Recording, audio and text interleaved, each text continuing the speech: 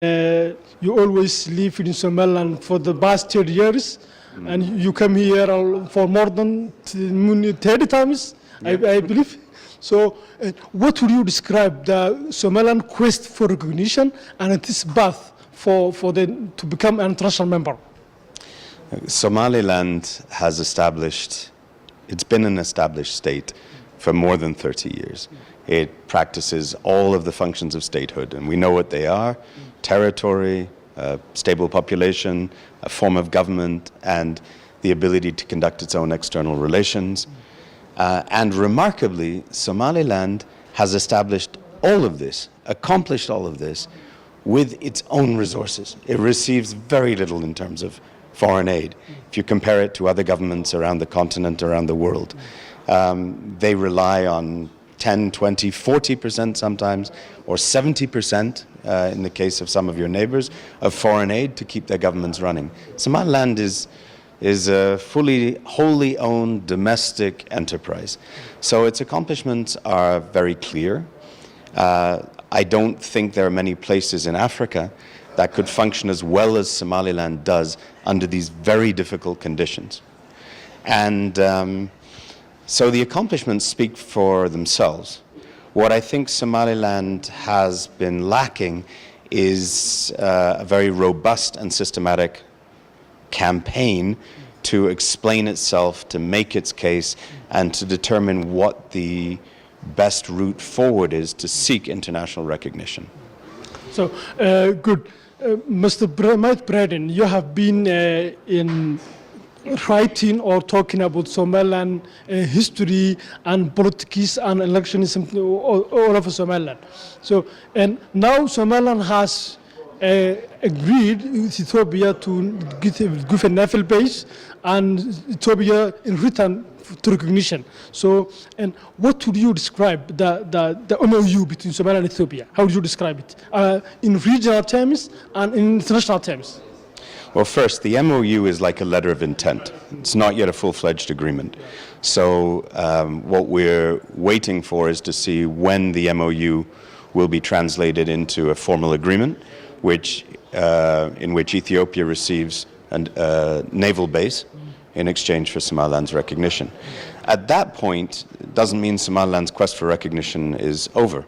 That's one country in Africa, and there's still a long road for Somaliland to make its case in the African Union, the United Nations, broader international community. So the MOU itself isn't going to change a great deal. But what it does is it demonstrates what I think we've all known for a very long time. Ethiopia is Somaliland's most important neighbor. It is the most important security partner. It is a vital trading partner. It's in Ethiopia's interest as well as Somaliland's interests that the two countries they formalize their relationship and make it structured in a way that benefits both sides.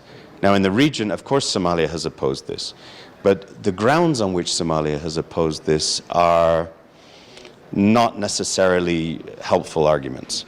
Somalia is saying that recognition of the time that more than 30 countries have been recognized since 1990 around the world. Recognizing a de facto state is not illegal. It's just politically inconvenient if you're the country that claims control over that state.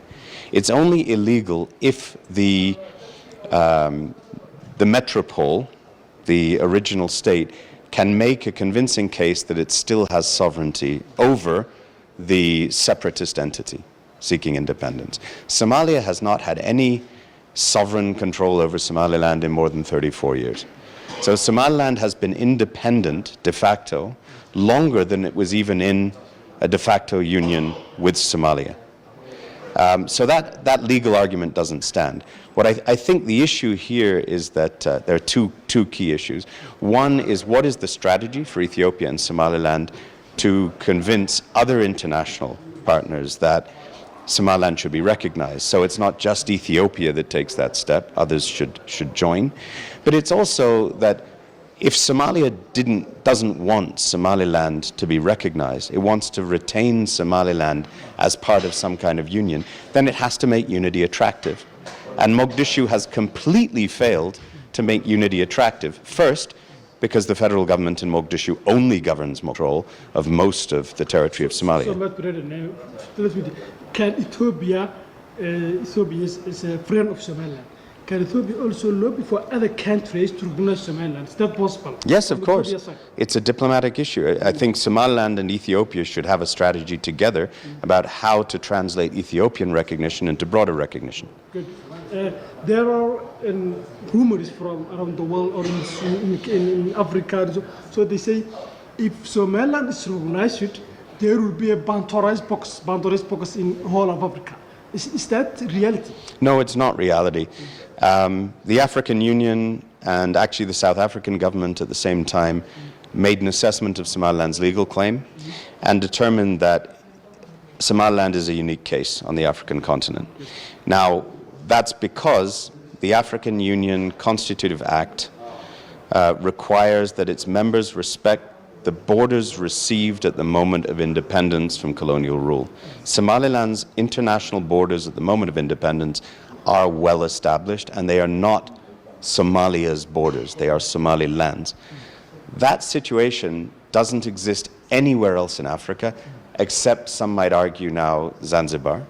But basically there's no other separatist movement that can claim to have been an independent and recognized state, which Somaliland was in 1960. And so recognizing Somaliland doesn't open a Pandora's box. If anything, recognizing Eritrea and recognizing South Sudan, neither of which was an independent state at any time, is what could open a Pandora's box, not Somaliland. Thanks, Mathew Bryden. Nice Thank to meet you. Nice to meet you. It's a pleasure. Thank And you very that's much. the end of our program with Mathew Bryden.